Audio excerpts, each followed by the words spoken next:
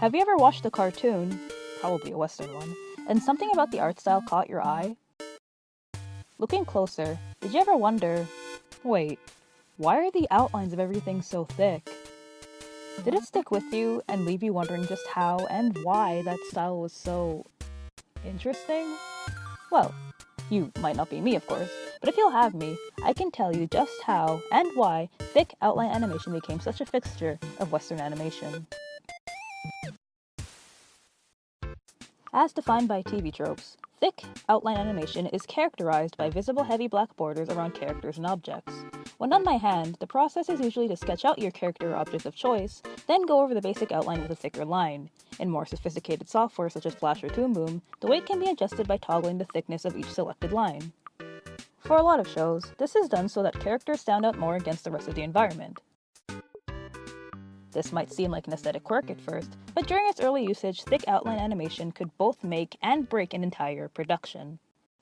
The earliest instances of thick outline animation were found in the works of Max Fleischer, specifically in his short films. As with many early animators, the style was allegedly a carryover from his comic work, characterized by simple and easy-to-replicate designs. Due to the simple backgrounds of the era, thick outlines helped to separate the lines of the characters from the lines of the background. Fast forward to the early 1950s. Following the rise of TV animation, studios such as UPN, the Patty Freeline Enterprises, Filmation, and especially Hanna-Barbera began to look for ways to maintain the quality of their theatrical work in spite of a smaller budget. The thin outlines and more realistic character designs common to film would be very expensive to animate, so studios had to be both purposeful and economic in their design. From the minimalist backgrounds of the Pink Panther to the simple posing of the Flintstones, the most influential quirk of late 50s to early 60s animation was the use of thick outlines over simple and memorable character design. This style dominated Western animation until the early 80s, where it was phased out in favor of more realistic character designs. However, the style didn't stay dormant for long. All your old friends on a brand new network. Coming to cable October 1st. October 1st, 1992, the day that Cartoon Network goes live. After buying out Hanna-Barbera the previous year, Turner Broadcasting System created Cartoon Network, a television network dedicated to airing cartoons 24/7.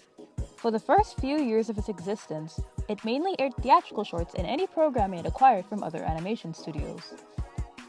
At first, the channel proved to be successful. However, the head of Hanna-Barbera Studios at the time, Fred Seibert, grew dissatisfied with both the lack and the quality of the original programming featured on the channel. So, after spending 2 years organizing and gathering up the most promising animation talent he could find, What a Cartoon premiered on Cartoon Network on February 20th, 1995.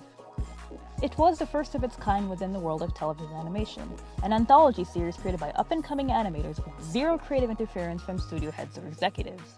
While this may seem like a tangent at first, this anthology series, along with Hanna-Barbera Studios, were key to popularizing the thick outline style from the 90s onwards, both in action cartoons and in animated comedies. From the mid-90s to the early 2000s, the biggest proprietors of this style were CalArts alumni hired by Hanna-Barbera during the production of What a Cartoon. Big names include Jendy Tartakovsky, creator of Dexter's Lab, Craig McCracken, creator of the Powerpuff Girls, and Butch Hartman, creator of Fairly Odd Parents. The style also managed to thrive in the world of largely short-lived animated comedies as well, specifically in dialogue-heavy shows. This included Daria, Clone High, Clerks the Animated Series, MTV's Downtown, and Mission Hill, all of which used thick outlines to add a comic book-like aesthetic to their shows.